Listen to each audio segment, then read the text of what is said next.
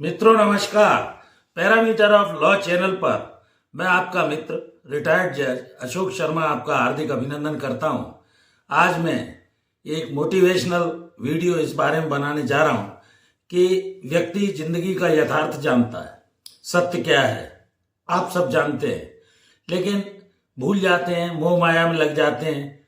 यह आप जानते हैं कि जिंदगी में कुछ साथ नहीं जाएगा, सब कुछ यहीं का यहीं धरा रह जाएगा, ना कुछ लेकर आया ना कुछ लेकर जाएगा। तो किसी भी व्यक्ति से आप प्यार करते हैं, किसी से कोई रिश्ता निभाते हैं, किसी से दोस्ती निभाते हैं और कभी नाखुश होते हैं घर वालों से, दूसरों से। न प्रॉपर्टी साथ जाएगी आपकी, न दुश्मनी साथ जाएगी और न दौलत साथ जाएगी जो आपने कमाई है। ये यथार्थ सत्य है, आप भी इसको जानते हैं।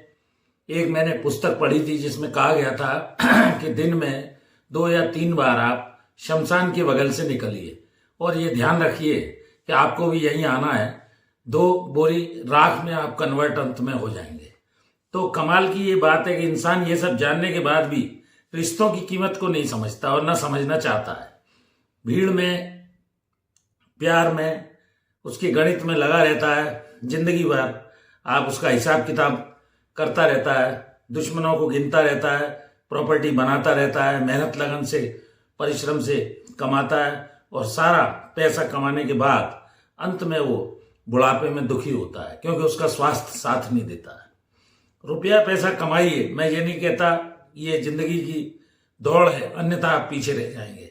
जब जिंदगी में आवश्यक पड़ाव आपका आता है, आप बुजुर्ग हो जाते हैं 60 साल के बाद, बच्चे आपका साथ नहीं देते हैं, वो शादी ब्याह हो जाता है, वो अपने रंग में मस्त हो जाते हैं। तो ऐसी स्थिति में आपके पास जो आपने पिछला जो कुछ भी बैंक बैलेंस जोड़ा है अपनी जिंदगी में, सुकून खोकर मेहनत करके उस स्थिति तक पहुंचे हैं, तो आप प्यार, रिश्ते, दोस्त, दुश्मन, प्रॉपर्टी कमाने के चक्कर में सामान्यतः लोग अपने स्वास्थ्य को गंवा देते हैं। चाहे वो नौकरी चाकरी हो, समय से जाते हैं, स्वास्थ्य पर ध्यान नहीं देते हैं, समय पर भोजन नहीं करते हैं, समय पर सोते नहीं है, समय पर उठते नहीं है, समय पर एक्सरसाइज नहीं करते हैं, समय पर बच्चे पढ़ाई नहीं करते हैं, तो कई बार बिना पढ़े लिखे रह जाते हैं। भारतवर्ष में लगभग 50 से 60% लोग, कितनी भी शिक्षा दे दी जाए, शासन की ओर से सुविधाएं दे दी जाएं, फिर भी वो हायर सेकेंडरी या ग्रेजुएशन तक भी पढ़ जाएं तो बहुत बड़ी बात है। तो इस चीज को आप अपने पलों को बर्बाद मत कीजिए। जिंदगी आपको एक बार मिली है, बार बार पता नहीं किस योनि में आप जाकर अगला जन्म लेंगे। तो गुजरा हुआ वक्त कभी लौट कर नहीं आएगा। कमाना भी जरूरी है, जिंदगी भी आपको काटनी है, क्योंकि आपने मनुष्य के रूप में, इंसान के रूप में जन्म लिया है। रोटी, कपड़ा, मकान की बेसिक नीड है। सच पूछा जाए तो हम लोग सुकून में जिंदगी जीने के लिए हापातापी करते हैं।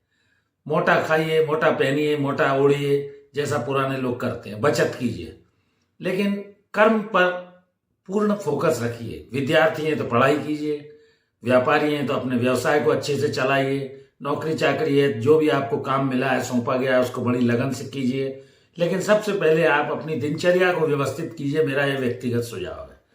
यदि आपका स्वास्थ्य ठीक रहेगा तो आप जीवन में लंबे आयु तक, लंबे समय तक जिएंगे। 80-85 वर्ष तो एवरेज आजकल दवा लेकर चल ही जाता है आदमी, लेकिन कुछ लोग 40-45 में ही वृद्ध दिखने लगते हैं।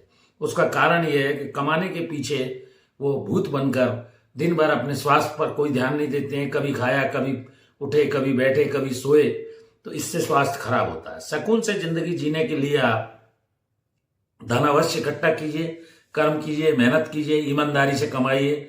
भ्रष्टाचार के चक्कर में मत पड़िए, अन्यथा आपकी प्रतिष्ठा खराब हो जाएगी। जीवन भर में आप प्रतिष्ठा बड़ी मुश्किल से कमाते हैं और प्रतिष्ठा खराब होते देर नहीं लगती है। एक भी गलत काम यदि आपने कर दिया, कोई अपराध घटित कर दिया, भ्रष्टाचार कर दिया, रिश्वत लेते पकड़े गए, तो आपका जीवन नरक हो जाएगा, बर्बाद हो जाएगा। आप कोर्ट कचहरी के चक्कर में घूमते रहेंगे, पुलिस थाने में घूमेंगे, तो सब कुछ यहीं का यहीं धरा रह जाना है। किसके लिए ये आप कर रहे हैं? आपका जो कर्म है वो आप ही के साथ जाएगा। ना पत्नी आपका साथ देगी, ना बच्चे साथ देंगे। ऐसी गलत, क्योंकि दुनिया में सब स्वार्थ लगा हुआ है। तो इन चीजों को आप समझिए।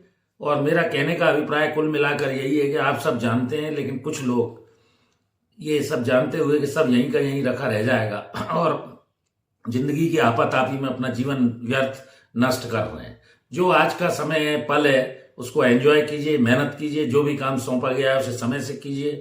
तो ये सब जानते हुए आदमी जब शमशान से निकलता है तो उसकी मोह माया 5 मिनट के लिए खत्म हो जाती है।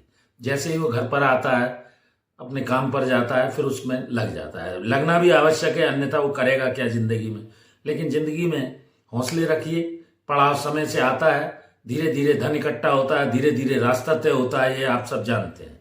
अध्ययन करते रहिए, कर्म करते रहिए, मेहनत करते रहिए, लेकिन सुकून शांति से आप अपने स्वास्थ्य का पहला ध्यान दीजिए।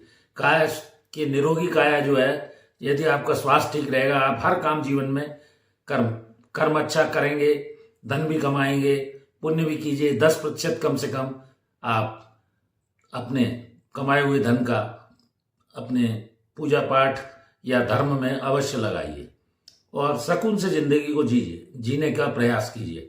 तो मैंने कुल मिलाकर ये इस मोटिवेशनल मंत्र में यही बताया कि सब कुछ यहीं रखा रह जाएगा। जिंदगी को यथार्थ ढंग से जीने का प्रयास कीजिए। घर परिवार भी सुखी रहे, आप भी रहें।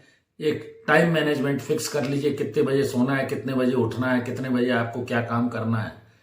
कई बार आप पर्ची पर भी लिख सकते हैं, पर्स में रख सकते हैं। अगर आपकी याददाश्त कमजोर है, कोई कारण है, तो खूब मेहनत से जीवन में आप परिश्रम कीजिए। स्वास्थ्य का लेकिन प्रथम ध्यान रखिए। यदि स्वास्थ्य अच्छा है तो सब काम आप जीवन के कर लेंगे। धर्म, अर्थ, काम, मोक्ष जो कहा गया है, स्वास्थ्य पर पहला ध्यान रखिएगा। और स्वास्थ्य किसी के हाथ में नहीं है, लेकिन बहुत कुछ आप रूटीन में टाइम मैनेजमेंट फिक्स करके कब किस वक्त क्या करना है, आप अपना स्वास्थ्य अच्छा रख सकते हैं। तो मैंने ये मोटिवेशनल मंत्र ये अपने अनुभव के आधार पर बनाया है और मैं समझता हूँ कि लोगों को ये वीडियो अच्छा लगेगा। इसको अपने मित्रों को, दोस्तों को, परिचितों को, सभी को लाइक शेयर कीजिए। और इस वीडियो में यहीं तक, फिर नए विषय के साथ मिलता हूँ। एक और विशेष अनुरोध, मेरी धर्मपत्नी श्रीमती अर्चना शर्मा का भी यूट्यूब पर एक चैनल अर्चना आरटी आपके नाम से है। कृपया आप उसको भी देखिए, सब्सक्राइब कीजिए, वीडियोस देखिए, लाइक कीजिए, शेयर कीजिए। इस विषय में यहीं तक, फिर नए विषय के साथ मिलता हूँ अगले वीडियो में। हृदय से आभारी हूँ, काफ़ी अच्छे सब्सक्राइबर हो गए हैं और लगभग मैं 92,400 के करीब सब्सक्राइबर पर पहुँच रहा हूँ। मैं सभी को तहे दिल से साधुवाद, धन्यवाद देता हूँ। जुड़ जाइए पैरामीटर ऑफ लॉ चैनल से। धन्यवाद, नमस्कार।